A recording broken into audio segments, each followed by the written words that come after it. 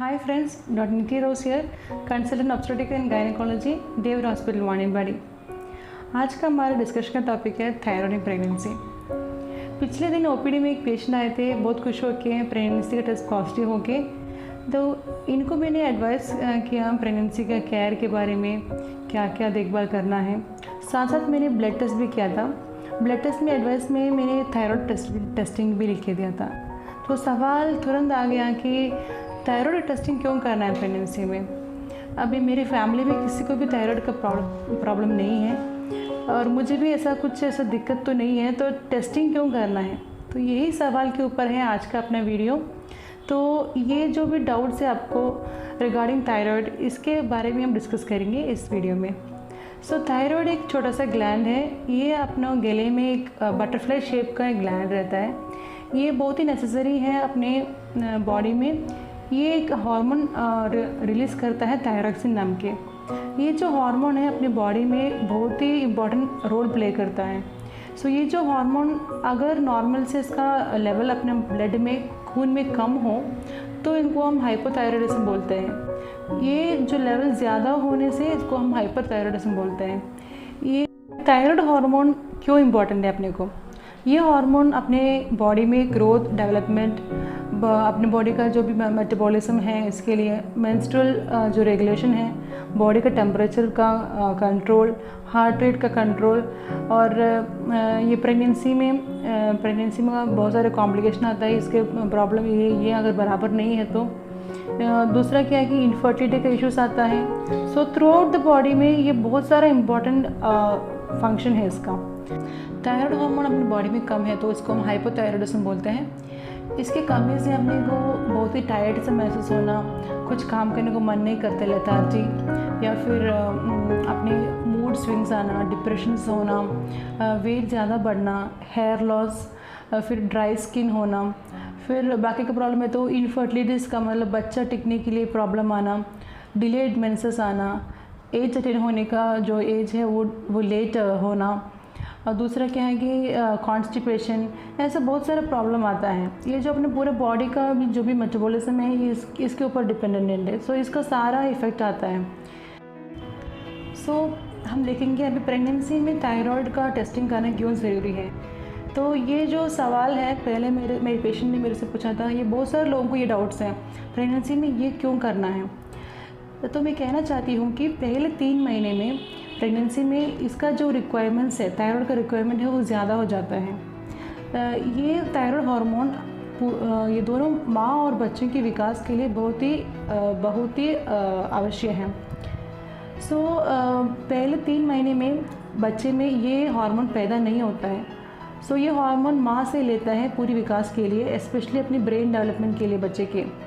तो ये हार्मोन अगर प्रॉपर तरीके में नहीं है, डिफिशिएंट है माँ में, तो चांसेस है कि इनको मिसकैरेज हो सकते हैं या अबॉर्शन हो सकते हैं, या फिर कभी कभी इनका इसकी वजह से ब्लीडिंग, प्रीटर्म डिलीवरी, या कभी कभी बच्चे का वजन भी कम हो सकते हैं। तो इसलिए हम बोलते हैं कि ये करना ज़रूरी है। अगर ऑलरेडी माँ को पहले से ये थायराइड का प्रॉब्लम है, मतलब यानी कि हाइपोथायराइडिज्म है, तो भी हमको ये टेस्टिंग करना ज़रूरी है, क्योंकि ये जो रिक्वायरमेंट है वो ज़्यादा होता है। तो आपको जो पहले का जो डोज आप ले रहे थे, मानो आप 50 माइक्रोग्राम ले रहे थे, तो उसका डोज थोड़ा और टाइटर करके और बढ़ाना पड़ता है। सो अगला सवाल ये है कि अभी टेस्टिंग अभी कर दिया, अभी वापस टेस्टिंग कब करना है। टेस्टिंग तो अभी एक बार कर दिया, अगर नॉर्मल आ गया तो वापस करने की ज़रूरत नहीं है। अगर आपको टेस्टिंग में आपको थायराइड हार्मोन लेने की ज़रूरत है तो नेक्स्ट टेस्टिंग आपको 6 हफ्ते के बाद करना पड़ेगा, और फिर उसके बाद की टेस्टिंग कभी 3 महीने में करना पड़ेगा। ये हार्मोन, ये थायरॉक्सिन का जो टैबलेट आप ले रहे हैं, ये थ्रू आउट द प्रेगनेंसी भी लेना है। कभी कभी आपको डिलीवरी के बाद में भी आपको कंटिन्यू करना पड़ता है, और आपको गायनेकोलॉजिस्ट आपको प्रॉपरली आपको गाइड करेंगे ये कब से कब तक ले लेना है। बिना डॉक्टर की सलाह से आपको ये स्टॉप भी नहीं करना है। अभी अगला सवाल ये है कि थायरॉक्सिन का जो टैबलेट है वो कैसे खाना है, चाय या कॉफ़ी के साथ या फिर दूध के साथ आप ले सकती है क्या। बिल्कुल भी नहीं।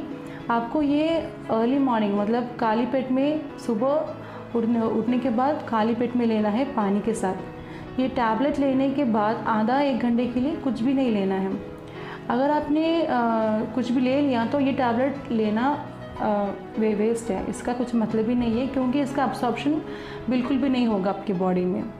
अगर आपने सुबह नहीं लिया, कुछ कारण से वो भूल गए, तो वापस नाश्ते के साथ या फिर डिनर के साथ ये टैबलेट अभी ले सकते हैं क्या? नहीं लेना है आपको। ये टैबलेट अभी नेक्स्ट डे मॉर्निंग में, अर्ली मॉर्निंग में जब आप वापस नेक्स्ट डोज ले लेते हैं, उसके साथ एक और डोज लेना है। जो मिस किया हो वो डोज नेक्स्ट डे लेना है। तो उन्हें 1 बॉटल का ये थायराइड का टैबलेट जब लेके जाते हैं घर पे, पूरा उसमें 100 टैबलेट आएगा, वो ख़त्म होके फिर वापस नहीं आएंगे। ऐसे भी नहीं करना है। 1 बॉटल ख़त्म होने के बाद वापस आपको टेस्टिंग करना है। टेस्टिंग करके आपका जो डोज है वो बराबर है या नहीं है, वो उसके ऊपर डिपेंडेंट है। तो आप खुद से बिना डॉक्टर के सलाह से टैबलेट स्टॉप नहीं करना है। जब तक आपका जो नॉर्मल TSH लेवल हो, तब तक आपको ये हार्मोन लेना ही है। दूसरा सवाल है कि अभी कौन कौन सा फूड आपको अवॉइड करना है। जिन लोगों को ये थायराइड का प्रॉब्लम हो, उनको मैं सलाह देती हूँ कि कैबेज, कॉलीफ्लावर, ब्रोकोली, फिर फ्रूट्स में पीच, प्लम्स वगैरह अवॉइड करने के लिए। ये फूड से ये जो हार्मोन का प्रोडक्शन अपने बॉडी में कम हो सकते हैं, इसलिए इन लोगों में ये फूड्स नहीं लेना है। I hope this video was very informative to you. आपको जो भी डाउट्स है रिगार्डिंग थायराइड थोड़ा बहुत क्लियर हो गया है। इसके ऊपर जो भी आपको डाउट्स है, यू कैन कमेंट मी और you can come directly to meet me at my hospital, David hospital वानियम्बाड़ी।